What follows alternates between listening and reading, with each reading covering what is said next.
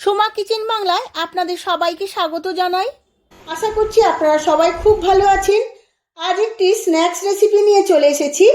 আমরা উপোসের দিনে আমিষ কিছু খেতে পারি না, তাই এই রকম একটি নিরামিষ পটাটো স্ন্যাক্স রেসিপি থাকলে সন্ধ্যেটা একদম জমে যাবে।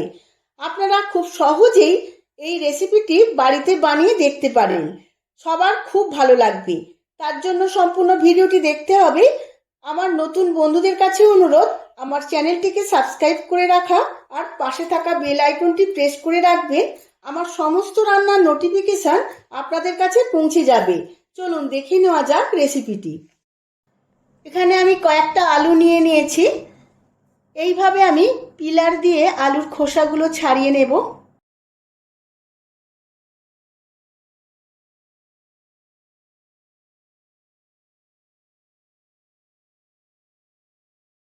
সমস্ত আলুর খোসাগুলো ছাড়ানো হয়ে গেছে। এবার আলুর দুটো সাইড এইভাবে কেটে বাদ দিয়ে দেব। এইভাবে লম্বা লম্বা করে কেটে নিতে হবে, একদম ফ্রেঞ্চ ফ্রাইয়ের মতো। সমস্ত আলুগুলো এইভাবে সমান করে কাটতে হবে। সরু বা মোটা হলে অনেক সময় ভেঙে যেতে পারে, তাই সাইজটা সমান রাখতে হবে। সমস্ত আলুগুলো কাটা হয়ে গেছে। এবার আলুগুলো জল পাল্টে পাল্টে খুব ভালো করে ধুয়ে নেব। আলুগুলো সেদ্ধ করার জন্য জল গরম বসিয়ে দিয়েছিলাম। এর মধ্যে দিয়ে দেব স্বাদ মতো নুন। এবার সমস্ত ধোয়া আলুগুলো এই জলের মধ্যে দিয়ে দেব।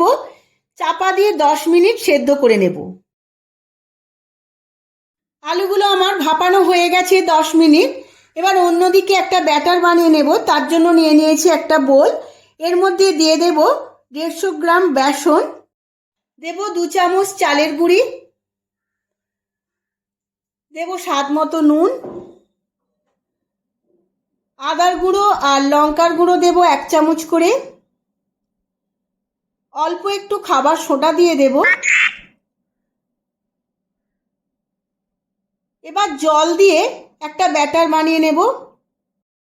এইভাবে হাতে করে খুব ভালো করে মেখে নিতে হবে আর 2 মিনিট খুব ভালো করে ফেটিয়ে নিতে হবে।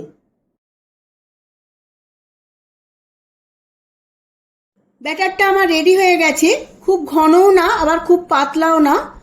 এবার এর মধ্যে দিয়ে দেব 1/2 চামচ জিরে আর 1 চামচ সাদা তেল। এবার সিদ্ধ করা আলুগুলো সমস্ত এর মধ্যে দিয়ে দেব। সমস্ত আলুগুলো ব্যাটারের সাথে এবার মিশিয়ে নেব। খুব সাবধানে মেশাতে হবে যেন সিদ্ধ করা আলুগুলো ভেঙে না যায়। সমস্ত আলুগুলো ব্যাটারে মেশানো হয়ে গেছে। আমি তেল আগে থাকতেই বসিয়ে দিয়েছিলাম, তেলটা গরমও হয়ে গেছে। এবার একটা একটা করে আলু এইভাবে তেলের মধ্যে ছাড়বো। এই সময় গ্যাসের ফ্লেমটা হাইতে থাকবে, না হলে একটার সাথে একটা জুড়ে যাবে, তখন দেখতে ভালো লাগবে না। বন্ধুরা, এই রেসিপিটা আপনারা যখন বানাবেন অবশ্যই জ্যোতি আলুতে বানাবেন, চন্দ্রমুখী আলুতে বানাবেন না। চন্দ্রমুখী আলু তাড়াতাড়ি সেদ্ধ হয়ে ভেঙে যায়। এবার সমস্ত আলুগুলো এক পিঠ হয়ে গেছে। এবার আলুগুলো এইভাবে উল্টে নিতে হবে। এই সময় গ্যাসের ফ্লেমটা মিডিয়ামে রাখবো। একটু সময় নিয়ে আলুগুলো খুব ভালো করে ভাজতে হবে, তবেই মুচমুচে হবে। আলুগুলো আমার ভাজা হয়ে গেছে। এবার তেল ছেঁকে তুলে নেব। আমি সার্ভ করে নিয়েছি মুচমুচে আলুর ফ্রাই। যদি ভালো লেগে থাকে তাহলে অবশ্যই বাড়িতে একবার বানাবেন। আর কেমন হয়েছে আমার কমেন্ট বক্সে কমেন্ট করে জানাতে কিন্তু ভুলবেন না। ভিডিওটা যদি ভালো লেগে থাকে ভিডিওটিতে প্রচুর প্রচুর লাইক ও শেয়ার করবেন।